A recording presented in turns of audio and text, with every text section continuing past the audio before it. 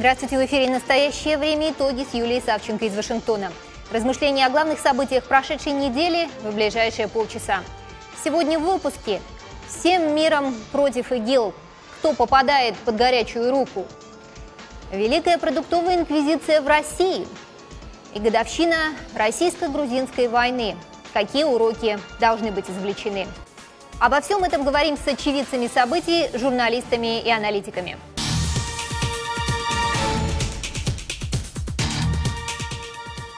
В середине недели госсекретарь США Джон Керри и министр иностранных дел России Сергей Лавров в Куала-Лумпуре размышляли, как сформировать альянс для борьбы с боевиками исламского государства посредством сближения позиций Сирии и государств региона.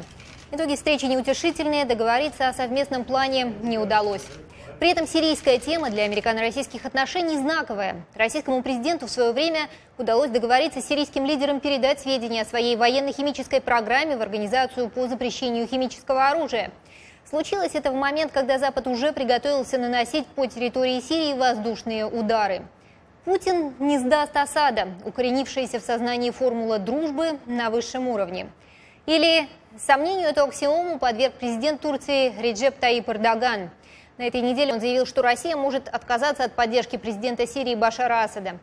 Путин, думаю, может оставить Асада, отметил Эрдоган. При этом сам турецкий лидер в последние дни пошел на целый ряд решительных шагов, которые, несмотря на благую, на первый взгляд, цель вступления Турции в коалицию по борьбе с ИГИЛ, вызвали неоднозначную реакцию международного сообщества.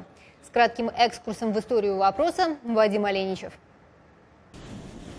Турция, как субъект НАТО и государство с глобальными амбициями, безусловно заинтересована в нейтрализации такой мощной силы на Ближнем Востоке, как самопровозглашенное исламское государство. На территории страны сейчас скопилось уже 1,5 миллиона сирийцев, бежавших от произвола ИГИЛа. Теракты, проводимые боевиками группировки, всерьез подрывают безопасность в стране. На этом фоне неудивительно, что Анкара не только согласилась предоставить американцам 2 военных базы для нанесения ударов по позициям боевиков ИГИЛа в Сирии, но и впервые задействовала свои собственные войска для непосредственных боевых действий коалиции. Кое-кто из американских военачальников назвал такое решение Турции судьбоносным для успеха войны с ИГИЛом. Однако уже через пару дней командование коалиции постигло большое разочарование. Турецкая армия использовала договоренность как предлог для военных операций против боевиков Рабочей партии Курдистана, базирующихся в Ираке. США, Евросоюз и НАТО рассматривают РПК как террористическую организацию. Она добивается автономии в составе Турции, население которой на 15-20% состоит из этнических курдов. Но война с курдскими повстанцами – это совсем не то, чего западные союзники ожидали от Анкары. Более того, воздушные удары фактически положили конец перемирию турецких властей с курдами.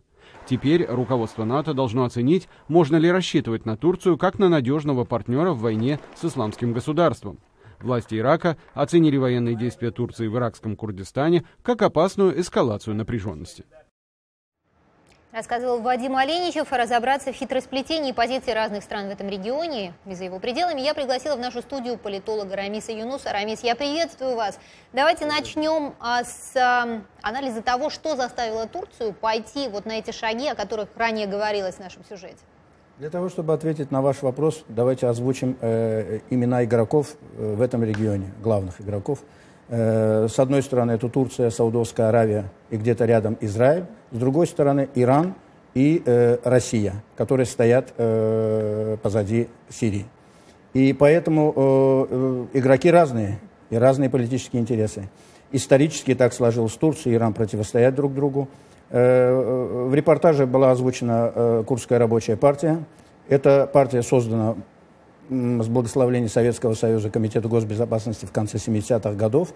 И сегодня она была создана в пику Турции. Для Турции это вопрос национальной безопасности. И поэтому неудивительно, что Турция, преследуя свои интересы национальные, политические в этом регионе, в первую очередь исходит из того, как будет решаться именно этот вопрос. Это для Турции вопрос национальной безопасности. Связано это с Сирией или связано это с другими странами этого региона. А добавлю к этому лишь то, что Курдская рабочая партия, вот это и их боевые лагеря, были созданы в 70-е именно на территории Сирии. И по сегодняшней эти лагеря там находятся с благословения тогдашнего президента отца Хафиза Асада, отца нынешнего президента. И, естественно, Турция сегодня в первую очередь интересует не ИГИЛ и не сам Башар Асад, а в первую очередь, конечно, те, кто поддерживает вот именно Курдскую рабочую партию и эти структуры. И поэтому, когда мы оцениваем эту ситуацию и поведение Турции, мы должны всегда понимать те интересы, которые преследует Турция в данном регионе. Ну, получается, что игроков, безусловно, много. Вы затронули тему России, Советского Союза. Вот то заявление, которое сделал Эрдоган по поводу поддержки Путиным сирийского лидера, да? Получается, что и интересы, опять же, у всех разные, но почему Эрдоган пытается сейчас так вот обрисовать эту ситуацию и продемонстрировать, что интересы других игроков в регионе могут так кардинально измениться? Потому что получается, что Россия должна быть настолько заинтересована в борьбе с ИГИЛ, что они могут отказаться, вот Путин в частности, может отказаться от поддержки президента Асада. Эрдоган собирается в Москву. Как сказал Бисмарк, политика – искусство возможного. И поэтому, естественно, озвучивая это, Эрдоган надеется на то, что он сумеет убедить Путина изменить свою позицию и сдать Асада. Асад, на самом деле, держится только благодаря именно России и Сирии. Через город Тартус, это второй город Сирии. Там 5 лет назад вложены были огромные деньги России, и идет все вооружение, и там находится российская военная база. И поэтому, естественно, вполне резонный следующий вопрос. А во имя чего Россия должна будет отказываться от этого? Естественно, у России есть другие проблемы, которые сегодня существуют. Это Украина, это Крым, это санкции. И как Эрдоган собирается решать эти проблемы, существующие между Россией и Западом? Сумеет ли он предложить что-то такое, что маловероятно? Потому что другие проблемы, которые вот в этом контексте также можно было бы рассматривать, я не знаю, насколько у нас возможности передачи, я знаю, они ограничены, но именно вот эта последняя иранская сделка, где договорились как будто бы Евросоюз и Соединенные Штаты, вводившие санкции против России, и Россия, и они договорились все вместе касательно иранской сделки. Что здесь их подвигло? Поэтому там, где совпадают интересы той же Турции, Турция будет исходить из этого. Там, где они не совпадают, Турция будет действовать самостоятельно, потому что Турция, во-первых, самодостаточное государство. Я хочу, чтобы вы четко знали, вы и наши телезрители. Самые сильные армии этого региона, именно этого, номер один – это турецкая армия. За ней следует Саудовская Аравия, Иран и Израиль. Возвращаясь к российско-турецкой линии в регионе, Эрдоган на Всемирном конгрессе крымских татар, который прошел в Анкаре, заявил, что Турция не признает аннексию Крыма. Это к чему? Это для того, чтобы точно так же Соединенные Штаты не признают аннексию Крыма и Евросоюз. И что в результате сделано? Крым пока-то не возвращен. Это политические заявления, которые месседжи в сторону Москвы. И тут еще он мог бы сделать еще помимо крымских татар про нефтепровод, про газопровод, мог бы что-то это говорить. Но сегодня крымская тема настолько важна для России, что, озвучивая это, он хочет сказать: договаривайся или не мешай мне свергать Асада, потому что завтра я могу усилить мое давление на тему Крыма, потому что Турция — это этнический Крым, эти те же турки. Одно дело это озвучивает Америка, одно дело это озвучивает Европа. Когда это озвучивает Турция, и она не просто озвучивает, она начинает уже влиять, вмешиваться в этот процесс, это будет намного сложнее выдержать России. Поэтому Эрдоган делает такие заявления, а Эрдоган, имеется в виду, он очень жесткий политик, харизматичный, он еще с элементами авторитаризма, мы это видели за последние десятилетия. Поэтому с Эрдоганом так просто Путину не договориться. Спасибо большое, Рамис, за вашу точку зрения. Политолог Рамис Юнус был у нас в студии. И далее Великая продуктовая инквизиция в России.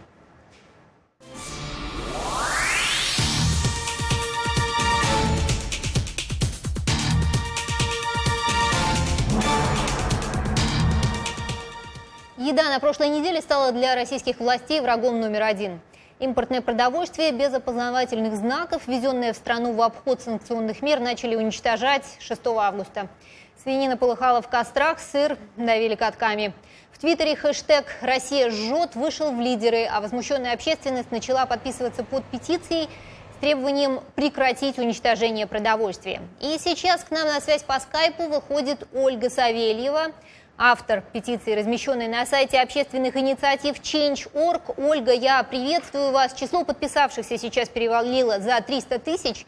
Но, насколько я понимаю, ответом властей стало неверие в то, что вообще подписываются реальные люди, а не роботы. И вот сейчас стало известно, что депутаты фракции «Яблоко» подготовили обращение к Путину с просьбой все-таки не уничтожать продукты. А на ваш взгляд, общественный резонанс вот с такими фрагментарными вкраплениями поддержки чиновников – это то, что реально может убедить российские власти изменить свою позицию? Ну, мне кажется, когда так много людей реагируют, да, это, в общем-то, хороший шанс заставить власть изменить свое отношение. Тем более этот вопрос, он как бы не настолько для них, ну, как мне кажется, он не какой-то краеугольный в каких-то их там политических амбициях. Мы же не просим, не поддерживаем никакую там группировку политическую, экономическую, мы просто просим ту продукцию, которую будут уничтожать, передать малоимущим. Это, в общем-то, очень как бы такая просьба, она не преследует ничьих интересов. Поэтому, я думаю, у нас есть шанс. 300 тысяч, сейчас вот даже 319 403 человека. Ольга, ну вот Россельхознадзор пообещал уничтожать санкционные продукты каждый день. И при этом заявил, что механизма передачи их малоимущим, собственно, то, к чему вы призываете, нет. Вот вам такие аргументы кажутся убедительными? Во-первых, Россельхознадзор начал уничтожать продукцию, не подготовившись к этому. Вот те, кто подписали петицию, мне написали сегодня, я прочитала в комментариях, что они нарушают свои собственные регламенты, свои постановления, причем грубо нарушают. Они не имели права сыр раскатывать, сыр, который мы не знаем, что там, а если там какая-то инфекция, если там какой-то вирус, все что угодно. Они не имели права его просто так вот раскатывать и просто, вот извините, зарывать в землю вот где-то там в метре вот этот вот сыр. Мы же не знаем, что это грубейшее нарушение. Поэтому Россельхознадзор, он много сейчас что говорит, но у нас уже некоторые написали заявление в прокуратуру на них. И я думаю, что, скорее всего, после этих ужасных кадров и видео, фотографий, которые мы все вчера видели, наверное, мы перейдем даже к каким-то политическим требованиям и будем как отставка определенных чиновников. Ольга, спасибо вам большое. Ольга Савельева была у нас сегодня в эфире. А ранее руководитель экономической программы Московского центра Карнеги Андрей Мовчан вышел к нам на связь тоже по скайпу и предложил свою оценку того, как действия российского руководства сейчас выглядят с точки зрения мирового опыта в этой области. Дело в том, что Россия же абсолютно не оригинальна, не уникальна в этом вопросе. Давайте начнем с того, что контрафактные товары и еду в том числе уничтожают в Китае, в Таиланде, в Латинской Америке, в Чили, в частности, достаточно активно, и во многих странах Африки. То есть не то, чтобы в России это было изобретено впервые, а учитывая нашу дружбу с Китаем, ну, нам просто сам Бог велел следовать в фарватере, делать то же самое, что китайцы.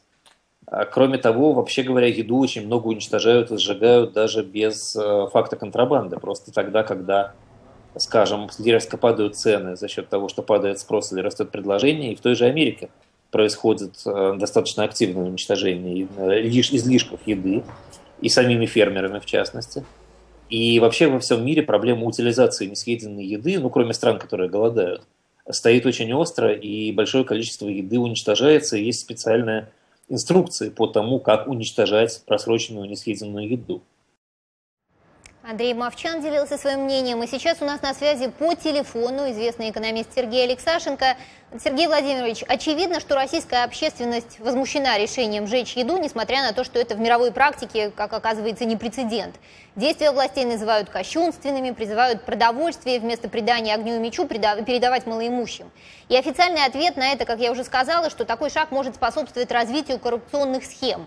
А вот в России при этом есть доктрина продовольственной безопасности, в которой одним из приоритетов в сфере повышения экономической доступности пищевых продуктов для всех групп населения называется необходимость, я цитирую, «особое внимание уделить осуществлению мер, направленных на снижение уровня бедности, обеспечение приоритетной поддержки наиболее нуждающихся слоев населения, не имеющих достаточных средств для организации здорового питания». Конец цитаты, длинная цитата была. Означает, вот на ваш взгляд, означает это, что борьба с коррупцией для России является более серьезным приоритетом, чем возможность, пусть и не совсем тривиальным способом, но поспособствовать укреплению продбезопасности и отправить продукты, которые сейчас жгутся и давятся малоимущим? Ну, вы знаете, я бы сказал так, что для России борьба с коррупцией вообще не является приоритетом. Для России борьба с коррупцией – это вот, некое поддержание видимости того, что это происходит. И по большому счету есть же хорошая поговорка, что если хочешь сделать, то ищешь способ, а если не хочешь сделать, то ищешь оправдание. Мне кажется, разговор о том, что нет механизмов распределения продовольствия среди малоимущих, ребят, создайте механизм. В этом же проблема. Мне кажется, что гораздо сложнее там организовать телесъемки, бульдозеры и так далее, которые будут уничтожать хорошее продовольствие. Я бы здесь поспорил с Андреем Овчиным, который выступал вот передо мной, когда он приводил пример там Китай и другие страны. Одно дело уничтожать продукцию, где доказано, что они просроченные, где доказано, что они негодные качества, что с нарушением санитарных норм. А в России же уничтожается хорошее продовольствие, завезенное там из Литвы, из Германии, из Польши. Да, и по интернету уже и проходят кадры, как люди, чиновники, которые уничтожают это продовольствие, берут оттуда яблоки, едят. Да, или берут куски сыра, кладут себе в сумку. Те, кто уничтожает, берут продовольствие к себе в карман, называется, и не боятся того, что оно там отравлено или какое-то плохое. Поэтому мне кажется, что российские власти задумали эту акцию исключительно как пропагандистскую, не очень хорошо поняв даже для себя, не очень хорошо определив, что они хотят продемонстрировать и кому они хотят продемонстрировать. Ведь это же правда, что в России, там, даже по официальной статистике Росстата, 23 миллиона человек живут ниже уровня бедности. Это 15% населения. И, конечно, вот в стране, которая там помнит голод, на самом деле, первое поколение в России живет вот так вот, без голода, без такого массового, когда там люди могут есть достаточное количество продовольствия. Вот. Конечно, это просто такое выглядит абсолютно кощунственно, и мне абсолютно понятно возмущение общественного мнения, что в стране, на России с ее историческим опытом, это, конечно, абсолютно недопустимая вещь. Сергей Владимирович, российские власти заявили, что помимо политических мотивов этих действий, есть еще желание позаботиться об отечественных производителях. Вот при этом поступают сообщения о том, что продовольствие в России будет дорожать. Означает это, что забота о производителях неизбежно должна вступать в конфронтацию с интересами потребителей? Я не против того, чтобы российские власти заботились о производителях, но нужно четко понимать, что в сельском хозяйстве, эти на самом деле российские контрсанкции, они на продовольствие распространяются, это и сельское хозяйство. Есть такая годовая цикличность, и в России вы не можете снимать урожай больше, чем один раз в год. И от урожая к урожаю что-то должно происходить, и люди должны как-то питаться. И поэтому, как бы вы ни поддерживали отечественного производителя, вы не можете произвести больше молока. Ведь вот сегодня Федеральная таможенная служба России распространила очень хорошую информацию, что импорт продовольствия в Россию за 5 месяцев этого года к прошлому году упал на 26%. А импорт пальмового масла вырос на 15%. Да, и параллельная цифра, что производство молока в России не изменилось, осталось на том же уровне, а производство сыров и сырных продуктов, такая новая термин появился в России, выросло на 30%. Как можно из того же самого количества молока произвести на 30% больше сыра? Нельзя. И на самом деле отечественные производители, они производят не сыр, а какие-то суррогаты под названием сырный продукт. Или производится еще сыроподобный продукт, с огромным количеством самого пальмового масла. И поэтому, я не знаю, может быть, конечно, об отечественном производителе российские власти и заботятся, но они точно не заботятся о российском населении. Спасибо большое, Сергей Владимирович. Это был экономист Сергей Алексашенко в нашем эфире.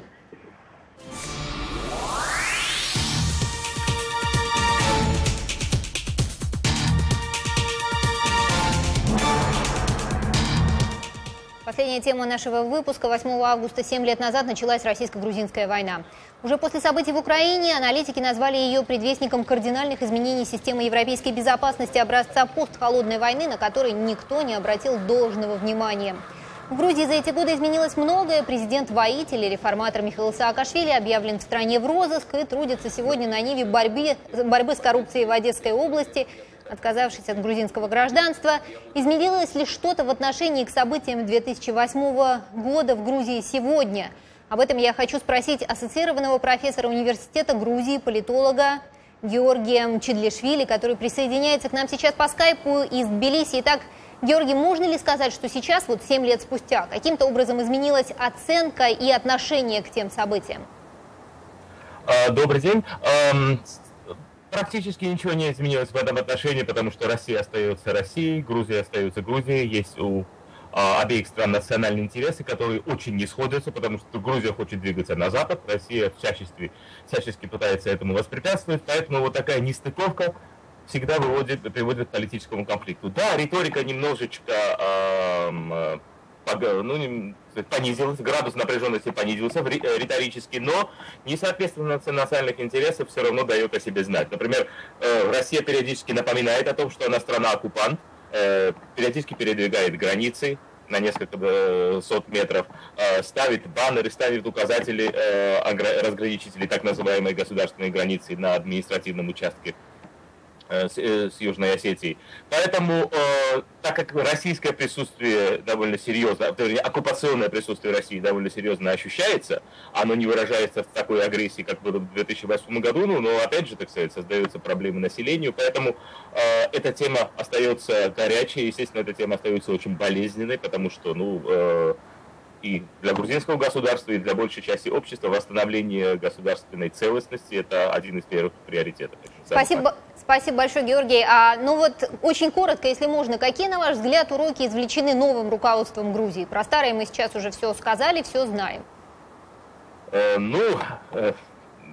Что касается нового руководства, по отношению к России, как я уже сказал, риторика не такая жесткая. Какие-то достигнуты договоренности с точки зрения торговли. Вот Россия сняла эмбарго, правда, в любой момент может опять его восстановить для сельскохозяйственной продукции Грузии. Какие-то минимальные гуманитарные, культурные связи развиваются. Но, конечно, политического потепления не предвидится, дипломатических отношений нет. К Женевскому формату добавился непосредственный формат Карасин-Абашидзе, правительства Грузии. Естественно, формат малоэффективен, он и не может быть эффективен, потому что как только речь заходит о политических вопросах, тут уже понятно, что никаких точек соприкосновения нет. Поэтому урок только в том, что надо добиваться поддержки международного сообщества, потому что очень маловероятно, что Грузия свернет с западного пути, потому что около 65-70% населения поддерживает евроинтеграцию Грузии. Понятно, что сама евроинтеграция и вступление в Евросоюз полноправным членом – это очень далекая перспектива, но сближение с Евросоюзом, выполнение ассоциированного соглашения, вот этот DCFTA, это все на повестке дня. Политолог Георгий Мчедлишвили был у нас сегодня на связи из Тбилиси. И мы подвели итоги первой недели августа в этом эфире. Комбинация со многими неизвестными в борьбе с ИГИЛ, уроки российско-грузинской войны в ее годовщину, Великая продуктовая инквизиция в России. Дальше больше. Смотрите нас каждую субботу в эфире на ваших национальных телеканалах. Я, Юлия Савченко, прощаюсь с вами до следующей недели. Всего доброго.